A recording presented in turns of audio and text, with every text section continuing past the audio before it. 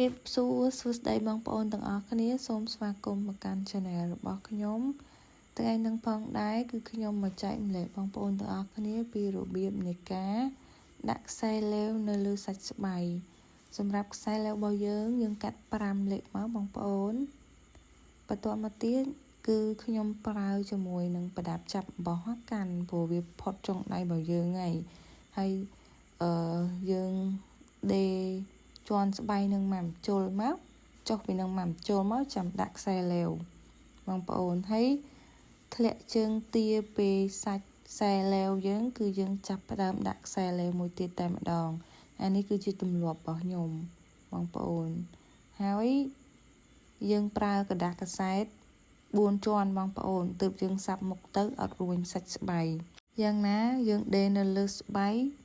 គឺវានៅតែបាត់នឹងបងប្អូនអាចនឹងបាត់1លេខឬកន្លះលេខអីចឹងទៅតាមសាច់ស្បៃរបស់បងប្អូនចឹងណាហើយយើងដាក់បែបនឹងរហូតមកបងប្អូនយើងចាប់ដាក់ធ្លាក់មកជើងទាពីលើខ្សែលែវរបស់យើងដាក់មកដាក់ខ្សែលែវមួយមកធ្វើបែបនេះរហូតដល់អស់ទៅហើយគឺខ្ញុំត្រូវដាក់ខ្សែលែវនេះមួយទៀតប៉ុន្តែពេលដែលយើងដាក់សាច់អាវចូលទៅវាអាចនឹងដល់ណាបងប្អូនអញ្ចឹងខ្ញុំអត់ដាក់ទេខ្សែលែវឡើងហ្នឹងគឺច្រឡោះចោលតែម្ដងកុំឲ្យវាគៀបគ្នាអញ្ចឹងណាអញ្ចឹងខ្ញុំអត់ដាក់ទេប្រឡោះនឹងបងប្អូនឲ្យវាគៀបជាមួយនឹងក្បាលរូតអញ្ចឹងខ្ញុំអត់ដាក់តែម្ដងបងប្អូនសម្រាប់នៃការដេរស្បែកនេះគឺ2ជាន់បងប្អូនគឺខ្ញុំប្រឡត់2ជាន់ណារបស់ខ្ញុំណា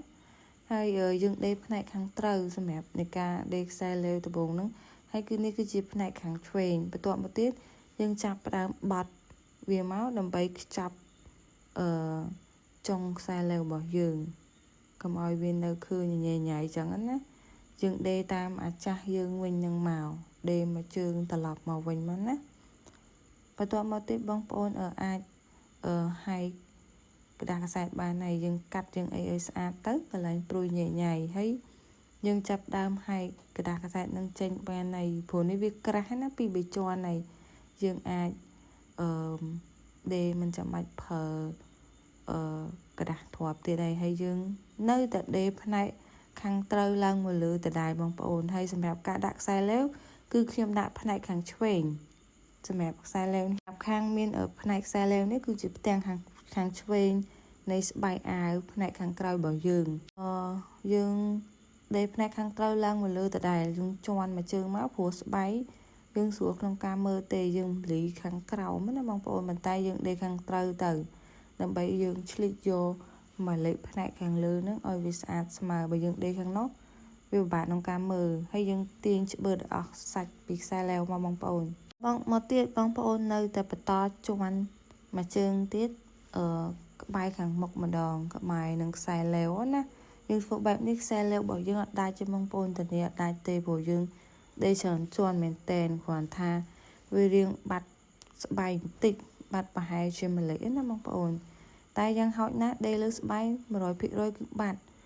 ទៅតាមសាច់ស្បែកចឹងទៅបើថាអត់ឲ្យបាត់គឺខ្ញុំអត់ជឿតែសាច់កណាត់យើងធម្មតាយើងដេរឲ្យក៏នៅតែបាត់ដែរបងប្អូន